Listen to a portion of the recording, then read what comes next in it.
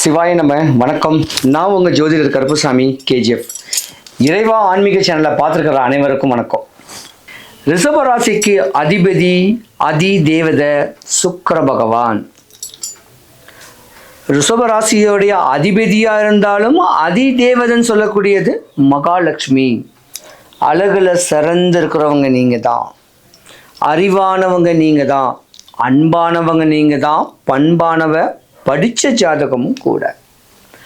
AC காற்று கீழே நின்று உட்கார்ந்துக்கிட்டு வேலை பார்க்கக்கூடிய தன்மை உடையவங்க தான் நீங்கள். சுக்கிரன் உச்சமாக இருக்கும். நல்ல ட்ரெஸ் உடுத்தணும், பெர்ஃப்யூம் அடிக்கணும், சம்பளம் வாங்கணும், வீட்டில் கொடுக்கணும், ஜாலியாக இருக்கணும். அந்த மாதிரியான ஒரு தன்மையும் நிறையா ஸ்டோர்ஸு, ஜுவல்லரி மார்ட்ஸு, அதுக்கு ஓனராகவும் நீங்கள் இருப்பீங்க. அங்கே பணிபுரிகிற மாதிரியான ஒரு அமைப்பும் நீங்கள் இருப்பீங்க. ஆனால் ரிஷபராசியை பொறுத்த வரைக்கும் ஆண்களோட பெண்கள் தாங்க பாவம். ஏன்னா பெண்கள் அறிவில் தெளிவானவங்க, நல்லா படிக்கணும்னு சொல்லக்கூடிய தன்மையில் படிக்க நினைப்பீங்க. டீனேஜ்லேயே நல்லா படிப்பீங்க. டாக்டர்ஸு, இன்னும் சொல்லப்போனால் நல்ல பெரிய பெரிய தொழிலுக்கெல்லாம் நீங்கள் தான் அதிபதி. ஆனால் படிச்சுக்கிட்டு இருக்கும்போது 12th வரைக்கும் நல்லா சூப்பராக படிப்பீங்க. 12th படித்து முடித்த உடனே அடுத்து படிக்கக்கூடிய படிப்புக்கு பணம் இருக்காது. ஏன்னா ரிஷபராசியில் உள்ள தாய் தகப்பன் கஷ்டப்படுவான்னு கேட்குறது விதி இந்த வருஷம். ஏன்னா குரு பகவான் இருந்து ராசிக்கு 2வது வீட்டில் தான் இன்னைக்கு பயிற்சி ஆயிருக்கிறாரு. கடனை உடனே வாங்கியாவது உங்களை படிக்க வைப்பாங்க.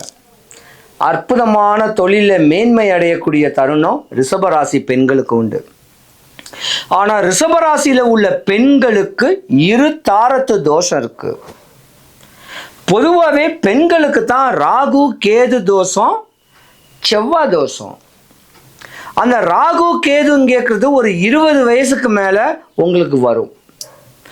ஆசையா பாசமா அற்புதமான காதல் பண்ணால் கூட நிற்காது. அது கொஞ்சம் பிரியறதுக்கு வாய்ப்பு இருக்கு. ஆனால் நீங்கள் தான் உங்கள் முன்னோரை நினைக்கணும், உங்கள் அப்பாவுடைய அப்பாவை நினைக்கணும். ரிஷபராசிக்காரங்களுடைய அப்பாவுடைய அப்பாவுக்கு ஆவாது. அதாவது ஒரு 25-30 வயசுக்குள்ள இருக்க வேண்டிய ஆணாக இருந்தாலும் பெண்ணாக இருந்தாலும் தாத்தாக்கு ஆவாது. தாத்தா மரணமானாதான் உங்களுக்கு உச்சநிலை, இல்லைன்னா உங்களுக்கு தான் அற்பாயுசு. அப்படியாம்பட்ட சூழ்நிலையும் இருக்கு. ஆனால் ரிஷபராசி பெண்கள் தாய் மேலே, தகப்பன் மேலே, அக்கா தங்கச்சி மேலெல்லாம் பாசக்காரு. அந்த பாசத்துக்குடைய அமைப்பில் தாம் படித்து பெரியாள் ஆகணும்னு சொல்லக்கூடிய தருணத்தில் திருமணம், காதல் திருமணமாகி உங்கள் வாழ்க்கையே கோழி முட்டையாயிடும். 2 தாரத்து தோஷம் உடைய ஜாதகம் ரிஷபராசி பெண்கள் ஜாதகம். அதையும் மீறி எம்பெருமான் அருளில் குறையில்லாமல் நல்ல ஒரு வரன் திருமணமே ஆனாலும் 35 வயசுக்கு மேலே உங்களுக்கு குரு தசை வரும். கோடி கணக்கில், லட்சக்கணக்கில் பணங்காசு எந்த பக்கம் வரும்னு தெரியாது. காசு பணம் ரிஷபராசிக்காரங்களுக்கு தான் யோகம். ஆனால் ஆணுக்கு குரு தசை நடந்துச்சுன்னா மனைவிக்கு கண்டம், மனைவி ஆவாது, மனைவியை விட்டு பிரிஞ்சிருக்கிற மாதிரி வரும். பொண்ணுக்கு குருதசை ரிஷபராசியில் குருதசை வந்துச்சுன்னா கணவனுக்கும் உங்களுக்கும் ஆவாது. அப்போ கணவனுக்கு கண்டம் வரும், உங்களுக்கு யோகம் வரும். இது விதி. அதே போல் ரிஷபராசிக்காரங்க வீட்டில் நகை திருடு போகும், மொபைல் காணாமல் போகலாம், வேற ஏதாவது வச்ச பொருள் கூட மாயமாக போகலாம். ஏன்னா இந்த வருஷத்தோடைய தன்மை அப்படி. உங்கள் ராசிக்கு 2ஆம் இடத்துல குரு பகவான், 10வது வீட்டில் ராகு பகவான் பலமாக இருக்காருல்ல, பலவீனமாக இருக்காரு. 6, 8, 10, 12 துர்ஸ்தானம். உங்கள் உடலுக்கு தொந்தரவு இருக்குது. படிக்கிற குழந்தைங்கன்னா கூட தன்னையே மாற்றிக்கலாமா சொல்லக்கூடிய எண்ணம் வரும். எதிர்மறையான ஒரு சக்தி உங்கள் மூளையில் பிரதிபலிக்கும். தூக்கமே தான் மெயினாக இருக்கும். நல்ல ட்ரெஸ்ஸு போட வராது. இறந்த ஆத்மா கனவுலையும் வரும், நனவுலையும் வரக்கூடிய தருணம் ரிஷபராசிக்கு தான் உண்டு. செத்தவங்ககிட்டயே பேசக்கூடிய தன்மை இருக்குது. நீங்கள் தான் வராகி தேவியை வழிபடணும். கத்தி கையில் இருக்க வேண்டிய காளியம்மனை வழிபடணும். கத்தி கையில் இருக்க வேண்டிய அகோர வீரபத்திரன் முனீஸ்வரரை இப்படி வழிபடணும். இப்படிலாம் பண்ணாதான் உங்கள் வாழ்க்கை சிறந்திருக்கும். ஆனால் இதெல்லாம் நம்ப மாட்டீங்க. அனுபவ ரீதியாக நடந்தால் தான் நீங்கள் நம்புவீங்க. ஏன்னா ரிஷபராசிக்கார ஆண்கள் மேலே இல்லை, பெண்கள் மேலே சாமி இருக்கும். அந்த சாமி இருக்க போய் தான் உங்களுக்கு தெய்வ பலத்தை கொடுக்கும்.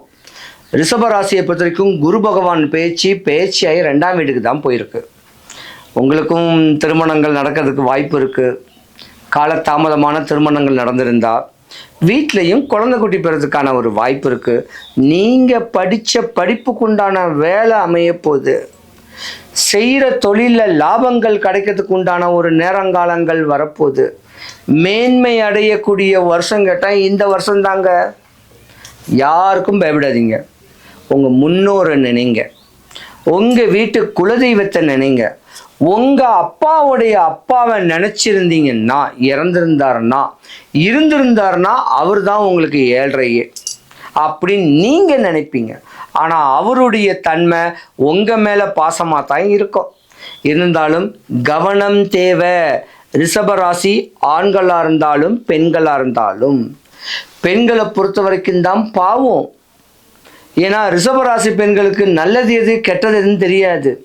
எல்லாருடையும் சகஜமாக பழகக்கூடிய, சிரித்து பேசி பழகக்கூடிய சினிமாக்கார ஜாதகம் நீங்கள் தான்.